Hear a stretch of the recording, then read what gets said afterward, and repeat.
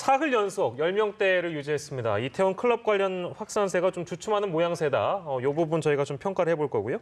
4차 감염된까지 그런데 이 확인이 좀 된 상황이어서 아직까지는 그래도 안심할 수 없는 상황이라고 할 수 있겠습니다. 네, 이런 가운데 고3 등교 수업이 이틀 앞으로 다가오면서 교육계와 의료계의 긴장감도 높아지고 있는데요. 오늘 백순영 가톨릭대 의대 미생물학교실 교수 그리고 최영희 시사평론가와 함께 자세히 짚어보겠습니다. 어서 오십시오. 네, 안녕하세요. 예, 사흘 연속 10명대 유지하고 있습니다.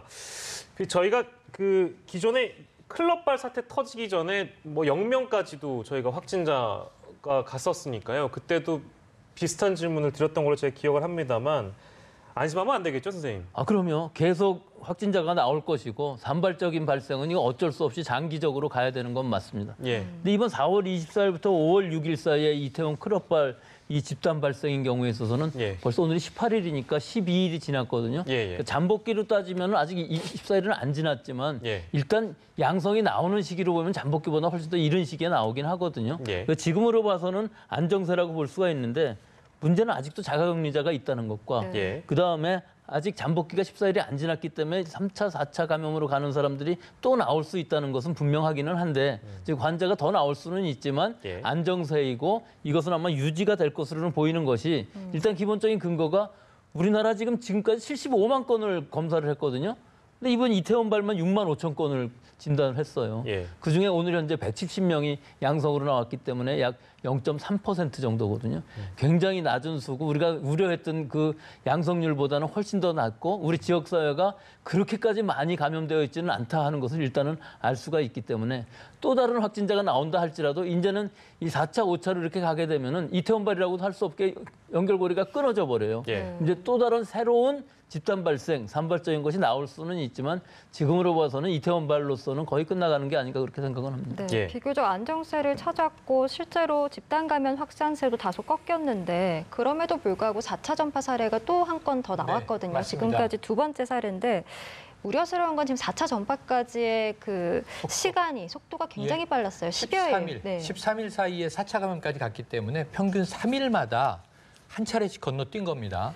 근데 저는 교수님 말씀에 일견 동의하면서도 바이러스의 관점에서 보면요. 이태원 클럽 발로는 4차지만 4차 환자가 사실은 모든 환자들이 각각 1차 환자예요. 왜냐하면 거기서 또 바이러스는 다시 옮겨갈 수 있기 때문에 지금 오늘 이 170명이 됐는데 누적 이태원 클럽발 누적 확진자가 지금 새로 추가된 2명은 인천에 거주하는 60대 택시 기사 부부입니다. 누구로부터 감염됐느냐? 이거 4차가 아닌데요. 지금 이 거짓말 무직이라고 얘기했던 학원 강사가 탔던 택시에서 감염된 이 택시 기사분이 인후통을 느끼고 검사해봤더니 코로나19 확정, 부인도 확정. 그럼 지금 이게 계속 퍼지고 있다는 얘기고요. 4차 감염의 경우를 말씀드리면 관악구 46번 확진자, 이태원 클럽을 다녀온 사람입니다. 그런데 그 지인이 도봉구 10번 환자예요. 근데 이 지인 10번 환자가 도봉구에서 노래방을 간 거죠. 거기서 다른 2명에게 감염을 시켰고 그 사람의 직장 동료 그리고 그 사람의 딸 이렇게 되면서 지금 4차 감염이 하나 나왔고 또 이 관악구 46호 확진자가 똑같이 노래방을 통해서 감염이 된 결과 우리가 처음에는 서울구치소의 교도관이 감염됐을 때 2차 감염이나 혹은 3차 감염이라고 생각했는데 알고 보니 4차 감염이었던 거예요. 결혼식에 갔다 온 지인이 확진자가 3차 감염자였던 거예요. 그러니까 굉장히 빠른 시간 내에 4차까지 퍼졌어요. 물론 모두 다 그렇지는 않다고 생각이 되지만 바이러스가 굉장히 활발한 경우에 지금 인천의 학원 강사는 거의 슈퍼 전파자 아닙니까? 지금 한 17명 감염시켰습니다. 굉장히 놀라운 이제 이 규모인데 이렇게 보면은 우리가 좀 안심하면 큰일 날 것 같다 이런 생각이 좀 계속 듭니다. 굉장히 빠르게 전파가 된다는 측면은 뭐 저희가 매번 이 전파 사례를 통해 늘 보고 있는 것 같습니다. 노래방 얘기가 나와서 처음에는 이게 뭐 공조 시스템이 전파 경로다라고 얘기가 나왔기도 했습니다만 그냥 이게 직접적으로 확산이 된 거다 이렇게 봐야 되겠죠? 그렇죠. 이 환경 안에 환자가 있었고 그 환자가 발생한 바이러스가 환경 안에 퍼졌고 이것이 과연 공조로 다른 데로 넘어갈 수 있느냐 하는 문제인데 아직까지는 그런 증거는 거의 없거든요. 중국에서 한 가지 역학 사례가 있었는데 기침을 많이 하는 중증 환자가 버스 안에서 히터 바람에 의해서 4.5m 갔다. 네. 이 정도이기 때문에 지금 무증상 환자인 사람들이 감염이 되어 있지만 실제로 그렇게 발산이 많은 것은 아니거든요. 네. 그런 경우에 공조로 갈 수 있느냐 하면 공조보다는 오히려 환경 중에 이 노출 이것들에 의한 간접 접촉이 훨씬 더 가능성은 크다. 하지만 없을 수가 없기 때문에 혹시 이론적으로는 가능할 수 있기 때문에 예. 이 환경 중에 얼마 있는지 환경 검체를 해서 검사를 해볼 필요가 분명히 있고요. 예. 그런 부분을 확실하게 밝히는 게 중요하다고 보겠습니다. 네, 확산의 매개체로 노래방이 이제 확인이 되면서 유흥시설 등에 대해서 방역 대책을 좀 재정비해야 되는 거 아니냐라는 네네. 지적들이 나오고 있습니다. 그래서 감염 확산 가능성이 높은 곳들을 이제 초고위험으로 분류해서 지침을 만든다고 하는데 이 지침만으로 괜찮을까요? 일단 지침이 만들어질 필요는 분명히 있는 거고요. 그 다음에 중요한 건 지침이 현장에서 실천되고 있는지를 모니터링을 엄격하게 하고 만약 위배되고 있다고 한다면 바로바로 행정명령으로 이 일정 기간 문을 닫게 하는 조치가 필요하다고 봅니다. 안 그러면 계속 퍼지거든요. 예. 지금 사례가 여러 군데 있는 곳이 주로 식당 주점이 초기에 많았어요. 사실은 이게 이태원 클럽발이 굉장히 이제 크게 확대됐기 때문에 주목되지만 그 전에도 꼭 홍대 주점만이 아니라 평택의 와인바도 있었고요. 설해마을도 나왔고 이태원도 나왔어요. 칵테일바도 있었고. 그래서 또 경주의 작은 주점에서 공무원 7명을 포함해서 많이 확산된 사례가 간헐적으로 계속 나왔습니다. 네. 근데 워낙 집단 감염이긴 한데 소규모여서 그냥 넘어갔죠. 그래서 저는 주점은 위험하다 이 생각이 하나 들고요. 네, 좁고 그리고 사람들이 이제 술 취하면 아무래도 이 소리가 좀 커지고 비말 튀는 것도 이제 가능성이 높아지죠. 클럽은 매우 위험하다.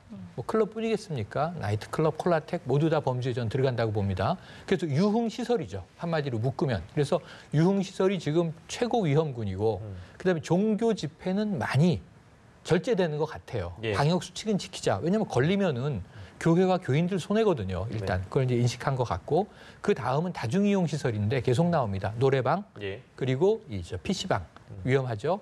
그리고 이제 유사한 시설로는 이 사무실이긴 하지만 콜센터 이것을 이제 우리가 큰 사례를 이제 봤던 적이 있고 예. 그 다음이 학원이거든요. 학원도 간헐적으로 나오고 학원보다 이제 더 큰 규모로 비슷한 구늘은 학교인데 예. 학교는 이제 내일 모레부터 아주 중대한 시험대에 오를 것 같습니다. 근데 이 중에 저는 이제 굳이 꼽는다면 유흥시설들, 주점, 클럽 또 이러한 류들은 노래방 이쪽은 좀 고위험군으로 지침도 훨씬 엄격해져야 하고 거기에 대한 실천 과정도 행정당국이 엄격하게 모니터링해야 된다 예. 이런 생각을 하고요. 그럼 업주분들은 예. 이제 좀 생활 속 거리두기가 되면서 예. 경기 좀 풀리려고 그러는데 하지만 확진자가 나오면 이게 만약에 구상권 청구당하면 더 큰 문제가 생길 수 있어요. 엊그제 문화공연을 제가 주말에 다녀왔는데 네. 최대한 간격을 띄고 다 띄어서 앉지만 확진자가 나오면 행정당국은요. 그 공연을 기획한 업체에 비용을 다 청구한다고 합니다. 그러니까 이런 걸 각오하시면 이게 이 업소를 그냥 여는 게 경기 살리기가 아니고 예. 이 감염이 안 나오는 게 경제를 살리는 거예요. 그러면서 스스로 좀 철저하게 관리 감독하실 필요도 있겠습니다. 예, 다중시설과 관련해서 또 사람들이 많이 찾는 곳과 관련해서 위험도에 대한 어떤 재평가 그리고 지침들에 대한 수정 그리고 더불어서 과연 현재 이제 사업을 하시는 분들이 뭐 고생이 많으시겠습니다만 과연 지금 단계에서 문을 활짝 열어놓고 나중에 구상권을 청구받는 그런 위험을 또 감수해야 되는가 네. 그런 부분까지 좀 종합적으로 짚어주셨습니다. 이태원 이 클럽발 사태 그 안에서 이제 그 어느 정도 관리가 가능한 감염이랄까요? 이런 것들은 파악이 가능하다면 다행일 텐데, 근데 여전히 어디서 감염되는지 모르는 사례들이 분명히 있기 때문에 이 부분에 대한 파악도 더불어 좀 중요한 것 같습니다. 이거는 지금 어쩔 수 없는 상황이죠. 우리 지금 이태원 이 클럽발이 나올 때에도 사실은 감염원 미상이 상당히 있었어요, 계속. 예. 근데 방역당국에서 얘기하는 것으로서는 하루 50명의 환자 발생과 5% 이하의 감염원 미상인 경우에 있어서는 통제가 가능하다고 얘기를 했었는데 계속 이 안에는 있었거든요. 근데 이 집단 발생이 일어난 다음에 지금 현재 간당간당하게 5% 약간 넘고는 있어요. 하지만 이 정도 발생을 한다 하면은 어느 정도 통제가 가능한 범위이다 하는 것과 또 아직도 지금 대구가 신천지구 후유증으로 나오고 있거든요. 네. 근데 이게 4차, 5차로 넘어가게 되면은 모든 게 다 감염원 불명이 됩니다. 즉 대구에 31번 환자가 나왔을 때도 감염원 불명이에요. 구로 콜센터도 감염원은 불명이에요. 예. 이게 시간이 지나면은 감염은 불명으로 중간에 연결고리가 끊어지는 것이죠. 예. 그런데 그것이 그 밑에 얼마나 많은 무증상 감염자들이 전파를 하고 있었느냐가 더 중요한 것이기 때문에 예. 진단된 환자가 나왔을 때 방역당국이 이 동선을 잘 찾아가서 빨리 진압한다면 지금과 같이 이렇게 잘 잡힐 수 있는 것이기 때문에 환자가 발생하는 것 자체가 공포스러운 건 아닙니다. 감염 경로를 모르는 지역 감염이 발생하는 것도 뭐 우려스러운 일이지만 사실 해외 입국자와 관련된 네. 감염들도 계속 이어지고 있거든요. 맞습니다. 지금 해외 입국 후에 이제 2주간 자가격리 기간을 가졌는데 그 이후에 확진을 받은 분이 지금 있습니다. 네. 이마저도 이제 무증상 상태에서 본인이 희망을 해서 불안해서 이제 그렇습니다. 확인을 했는데 이게 확진이 나온 사례거든요. 그러니까 이게 본인이 이 최종적으로 검사 요청을 하지 않았다면 가족을 감염시켰을 가능성이 지금 대두되는 대목이에요. 자, 미국에서 이미 확진 판정을 받고 치료가 끝나서 음성이 됐고 이제 완치됐기 때문에 퇴원을 한 겁니다. 그리고 이제 국내로 들어왔죠. 예. 국내로 들어오면 지금 어떻게 되냐면 해외 유입자는 무조건 2주간 자가격리잖아요. 그러니까 이분은 국내에 입국해서 2주 동안 자가격리를 했어요. 그리고 검사를 했더니 음성이에요. 그리고 이제 가족에게 돌아가는 겁니다. 예. 청주에 거주하시는 분인데 그런데 가족들에게 혹시라도 해서 이분이 이 걱정이 된 게 이번에 약이 됐어요. 한 번 나를 더 검사해달라. 그래서 음성인데 왜 그러시느냐. 검사를 했는데 양성이 나온 겁니다. 예. 그러니까 이게 확진이죠. 그래서 이 경우에는 가족에게 돌아갔더라면 청주에서 전파됐을 가능성이 있는데 네. 본인의 어쨌든 좀 자기 관리 덕분에 걸러낼 수 있었어요. 그런데 문제는 아니 미국에서 걸렸고 나았는데 국내 들어와서 2주 자가격리가 문제없고 음성이었는데 그 직후에 왜 걸렸을까? 이게 저는 몰라서 백 교수님한테 여쭤봐야 될 것 같습니다. 근데 이게 이번 한계 케이스가 아닙니다. 미국에서 입국하고 미국에서 양성받고 완치가 된 다음에 입국한 사람들 중에 상당히 많이 있어요. 2주간 격리했는데도 음성이 안 나와서 격리 해제를 못하는 사람들도 상당히 있었거든요. 예. 이게 상당히 우려스러운 부분은 오늘 방역당국에서 이런 재확진의 경우 감염성이 없다고 얘기를 하셨는데 근거가 없다. 예. 근데 사실 감염성이 있을 수도 있는 것이고 그것도 배제를 하지 못하는 건데 아직까지는 모른다는 것이 맞는 상황일 것 같고요. 예. 실제로 이분의 경우에 있어서 완치가 됐는데도 왜 바이러스가 있느냐 지금. 예. 그거는 이 바이러스의 특징입니다. 지금 우리의 면역세포를 공격을 해갖고 약화를 시키기 때문에 면역력은 굉장히 떨어져 있고 완치가 되긴 하지만 거의 바이러스는 안 나오지만 또다시 면역력이 떨어질 땐 다시 증식을 하는 경향이 있거든요. 예. 그래서 심지어는 증상이 나타나는 환자들도 분명히 있었어요. 예. 그럴 경우에 과연 감염력이 없겠느냐. 예. 이건 아직 좀 퀘스천이지 예. 지금으로 봐서는 이것이 완전히 없다고 얘기하기가 여러 가지 증거로 봐서는 좀 미비한 부분이 분명히 있습니다. 그래서 좀 더 연구를 해봐야 될 것 같습니다. 그러면 이제 방역당국의 어떤 그 발표라는 게 좀 섣부른 감이 있었다고 그거 보세요? 그렇지는 않습니다. 지금 역학적으로 봤을 때는 200명이 넘는 환자들을 다 해보긴 했는데 예. 역학적으로는 감염시킨 사례가 없었기 때문에 역학도 과학이거든요. 예, 예. 실제로 감염시킨 사람은 없는데 이 바이러스를 또 증식을 시켜봐도 증식은 안 된다. 뭐 여러 가지 증거로 봐서 분명히 감염력은 거의 없는 것으로 보이긴 하지만 이것이 몸속에서 다시 재활성화되었을 때에는 혹시라도 감염력이 있을 수도 있기 때문에 이것은 이 바이러스가 또 어떻게 좀 다른 건지 변이가 생겨서 그런 건지 특히 외국에서 들어온 사람들이 이게 많거든요. 예, 예. 그래서 이 부분은 좀 더 앞으로 연구가 필요한 부분이라고 하겠습니다. 사례가 좀 쌓여야 되겠습니다만 뭐 용어도 바뀌었다고 하니까 조금 어렵긴 한데 용어를 바꿔서 쓰자면 격리 해제 후 PCR 재검출 되신 분들이 이제 200명이 넘는데 그분들이 다시 누군가를 감염시키는 사례가 지금까지는 없었기 때문에 현재로서는 그렇게 보기가 어렵다. 감염된 사례가 있다고 보기는 어려운데 이제 교수님 말씀은 만약에 그런 사례가 생긴다면 다시금 좀 들여다보긴 해야 되겠네요.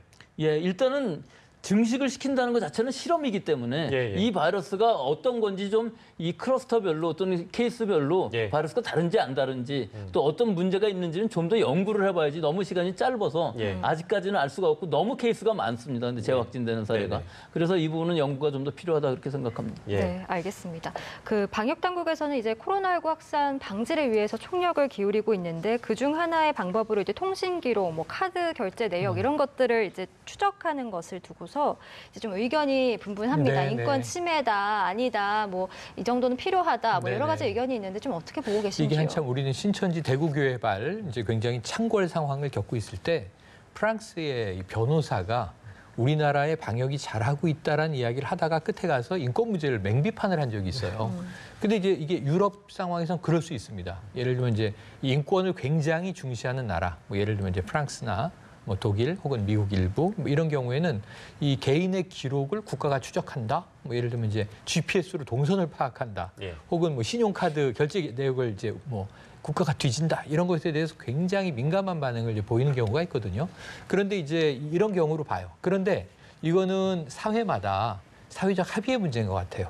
우선 지금과 같은 이게 질병, 감염병이 횡행하는 상황에서 국민 전체의 공중 보건을 위해서 우리가 이제 인천 학원 강사 사례를 봤지만 이제 거짓말을 해서 조기에 좀 막을 수 있는 방역이 뻥뻥 뚫리는 경우에는 그렇다면은 위치 추적이라든가 적어도 신용카드 결제 본인들이 자가 보고를 하면은 문제가 없는데 이게 안 되는 경우에 여러 가지 이유가 있죠. 최근에 우리가 성소수자들을 또 너무 이렇게 강제 아우팅시키는 게 바람직한가? 저는 바람직하지 않다는 말씀드렸어요. 왜냐하면 더 은폐될 수가 있다. 그런 부분들은 오히려 배제, 배타 전략이 아니라 포용 전략으로 손 붙잡고라도 검사를 받도록 해야 한다. 그래서 홍석천 씨나 성소수자 이 모임에서 검사 받자라고 이제 소리낸 것에 대해서 정말 좀 고마운 마음을 표현했는데요. 자발적으로 다 된다면 문제가 없는데 그렇지 않은 소수 때문에 바이러스가 방역되지 않고 뚫린다는 거죠. 그래서 저는 일견, 최근에 안심밴드 문제도 있었고 제한된 범위 내에서 정말 방역에 꼭 필요하다면 우리나라가 지금 하고 있는 방식, 방역당국과 지자체와 경찰이 찾아가는 방식 정도는 할 수 있다고 보는데 이게 거기서 범죄를 추적하는 게 아니라 찾아내서 이분들을 치료하고 또 가족이나 지인, 다른 공동체에 이 바이러스를 전파하는 것을 막기 위한 목적이라는 전제를 명확히 양자가 인식한다면 저는 우리나라 수준에서 사회적 합의는 문제가 없을 것 같아요. 다만 이게 강제로 이제 더 강화되지는 말아야 할 것 같습니다. 이 부분은 사실은 꼭 최근이 아니더라도 초반에 그 동선 공개하거나 이러면서 뭐 논란이 좀 됐었던 사안이기 때문에 맞습니다. 뭐 몇 번을 그 얘기해도 좀 부족하지 않은 부분인 것 같습니다. 의견들이 좀 분분한 사안이기도 하고요. 저희가 마지막으로 등교 얘기 좀 하고 오늘 이 시간을 마무리할 텐데 먼저 최영일 평론가께 고3 등교와 관련해서 아까 저희가 교육부 연결했는데요. 그 발표가 나왔습니다만 학생 분산안이라는 거 어떻게 한다는 겁니까? 네, 학생 분산안은 격일제 또는 격주제로 자, 학년별로 예를 들면 이제 교차로 학교를 가는 거예요. 짝수날 학교를 가고 호수날 학교를 가는 클래스를 반을 다르게 이제 분반 편성을 해서 한꺼번에 학교에 다 모이지 않게 최대한 밀도를 낮춘다라는 전략이고요.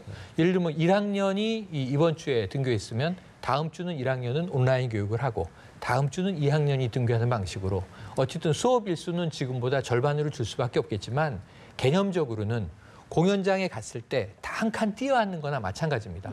이번 이 반이 출석했으면 옆 반은 비어 있어야 되는 거죠. 뭐 이 윗학년이 출석했으면 아랫학년은 비어 있는 거죠. 이런 식으로 최대한 밀도를 절반으로 떨어뜨리는데 오늘 발표를 보니까 고3은 매일 등교한다. 고3은 예외. 왜냐하면 고3은 이미 학사 일정이 아주 아슬아슬합니다. 그러니까 4월에 온라인 개학한 일수를 다 출석으로 치더라도 지금 수업 일수가 부족하다 보니까 12월 3일에 수능을 치기 위해서는 불가피한 선택인 것 같은데 그렇다면 고3의 방역은 안전한 것인가? 이런 문제에 대해서는 조금 저는 그래도 학부모 입장에서는 다들 불안하다는 말씀을 전하고 싶네요. 우려의 목소리가 계속 나오고 있는데 마지막으로 교수님께 그 방역적인 측면에서는 이 발표들을 좀 어떻게 보셨는지요? 글쎄요. 일단 이건 어쩔 수 없는 상황이죠. 고등학교 3학년은 먼저 해봐야 되는 것이 우리 안 해본 길을 너무 겁내서 못 갈 곳은 없기 때문에 최대한 보수적으로 방역을 하고 해보고 또 여기서 문제점은 보완하고 환자가 발생하면 환자도 처리하고 뭐 여러 가지 공포는 생길 겁니다, 분명히. 환자가 아닌 의사 환자들, 열이 있거나 호흡기 증상이 생기면은 온 학교가 다 비상이 생길 테니까 또 다시 그 양성이 아니고 음성이면 다시 풀어지고 이런 게 반복될 수는 있지만 근본적으로는 이렇게 개학을 했을 때 우리 인구 집단의 노출이 과연 얼마나 변하느냐 하는 걸 모니터링하는 시스템을 가져야 되는데 이것을 면역 진단을 하게 되면은 좀 뭐 한 1000명, 10,000명 단위가 아니라 이탈리아에서 15만 명 한다고 그러거든요. 그러니까 뭐 수십만 명의 단위로 해보면서 고3을 개학했더니 이렇게 노출이 되더라. 이런 것들을 과학적인, 의학적인 근거를 가지고 그 다음 정책을 좀 했으면 좋겠습니다. 뭐 학교마다 좀 상황이 다르고 저희가 이제 얘기하고 있는 거 오늘 서울시 교육청에 관련된 발표에 국한해서 말씀드린다는 거 혹시나 보시는 시청자분들이 전국 단위에 대한 지역마다 다릅니다. 지역마다 다르기 때문에 그건 좀 헷갈리지 말으셨으면 좋겠고 그리고 아까 나온 속보에 의하면 조희연 서울시 교육감이 코로나19 위기 시에는 수능을 한 달까지 연기해야 한다라는 주장을 했습니다. 조희연 교육감 교육감이 지금 2주를 미룬 상태잖아요. 예. 최대 한 달까지 못 미룰 이유가 무엇이냐. 저는 역으로 여쭤보고 싶은 게 최악의 경우에 3개월까지 못 미룰 이유는 뭐죠? 원래 11월 중순인데 2주 미뤄서 12월 초잖아요. 예. 근데 아이들은 지금 사실은 1학기의 절반 이상이 날아갔잖아요. 네. 온라인 수업을 포함한다고 해야 대한 절반 정도가 날아갔는데 예. 지금 등교하면은 중간고사 쳐야 되고 그다음에 바로 기말고사 쳐야 되고 하는데 고3 학생들은 배운 게 없는데 시험만 치면 뭐 하느냐라는 거예요. 예. 그럼 이거는 그냥 내신 성적을 기록하기 위한 요식행위 아니냐? 이런 불만이 학생들로부터 나올 수 있거든요. 예. 그럼 한 학기의 절반이 사실상 석 달이 날아갔다면 예. 11월 중순이 원래 수능이니까 12, 1, 2, 2월 중순에 쳐야 되는 거 아니에요. 엄격하게 따지면. 네. 그러니까 3월 개학을 하면은 아주 이게 복잡하게 되죠. 고3 학생이 올라왔는데 기존 고3 학생이 이제 입시를 쳐야 되니까. 예. 그 2월까지는 전 시간이 있는데 최대 한 달을 미룰 수 있다면 2달, 3달도 미룰 수는 있는 것이다. 왜냐하면 고3 학생들이 내일 모레 학교 가잖아요. 예. 몇몇 학교가 혹여라도 확진자가 나왔다고 가정하면 예. 이 학교 학생들은 통으로 2주 동안 자가격리가 돼서 공부를 해야 돼요. 예. 온라인으로. 예. 그럼 개학 아니한만 못한 거 아닙니까? 예. 그러니까 모든 학생이 다 이렇게 되지는 않겠지만 여기에 대한 형평성을 교육청이 어떻게 책임을 지겠습니까? 그러니까 저는 입시를 미루는 문제에 대해서는 플랜 B가 필요하다. 예. 그리고 사실상 그렇게 미루게 되면 9월 학기제 하자는 얘기가 나왔었는데 예. 1학기는 없어진 거잖아요, 사실상. 그렇습니다. 그러면 9월 학기제나 마찬가지잖아요. 그 이런 거대한 사태가 왔어요. 미국은 지금도 파우치 소장하고 트럼프가 9월 개학 한다 못한다 가지고 싸우고 있지 않습니까? 예. 근데 우리 내일 모레 개학 강행하는 거잖아요. 예. 저도 제2의 싱가포르이 절대로 안 돼야 된다고 생각하고 예. 방역과 교육 당국을 믿지만 예. 바이러스를 못 믿는 거죠, 우리는. 예. 사람을 못 믿는 게 아니라. 그렇다면 이 제2, 제3의 시나리오도 예. 교육 당국은 가지고 있어야 합니다. 예. 아, 진짜 저희가 시간이 좀 부족한데 진짜 짧게 선생님. 오늘 아침 인터뷰를 보니까 어떤 의학 전문가께서 이런 말씀하시더라고요. 학교 개학하면 물론 이제 어린 아이들 대상으로 이제 주로 얘기를 하신 것 같은데 개학하거나 이제 등교를 하게 되면 점심 시간이 가장 불안할 것 같다라는 의견을 주셨어요. 그 부분은 어떻게 생각하시는지 궁금하고 그리고 더불어서 아까 이제 말씀하신 뭐 방역적 측면에 대해서 종합적으로 짚어주셨는데 가장 걱정되는 부분이 혹시 어떤 부분이 있는지 제일 궁금합니다. 가장 걱정되는 거는 학생들 사이에서는 증상이 안 나오는데 시차를 두고 집에 가서 부모, 조부모님 그 이후에 그 기저질환을 갖고 있던 사람들이 진단을 받았을 때 예. 과연 이게 검출이 얼마나 될 것이냐, 얼마나 큰 규모의 발생이 될 것이냐 이것이 제일 큰 문제고요. 예. 식사 문제는 사실 큰 문제입니다. 이 밥 먹을 때 결국 마스크 쓰고 먹을 수는 없는 일이고요. 예, 그래서 이 부분을 어떻게든지 뭐 도시락을 싸갖고 간다든지 하여튼 급식을 하지 않는 방식 이것이 좋을 것 같고 뭐 다른 여러 가지로 봤을 때 결국은 우리 지금 방역 당국과의 신뢰 관계거든요. 예. 하라는 대로 하고 예. 또 우리는 잘 따르고 문제 생기면 또 고치고 예. 이걸 계속하는 수밖에 없지 초유의 세태를 갖고 미리부터 걱정하면서 못할 것은 없다고 봅니다. 예. 알겠습니다. 오늘 백순영 가톨릭대 의대 미생물학교실 교수 그리고 최영희 시사평론가와 함께 이야기 나눠봤습니다. 말씀 고맙습니다. 고맙습니다. 감사합니다.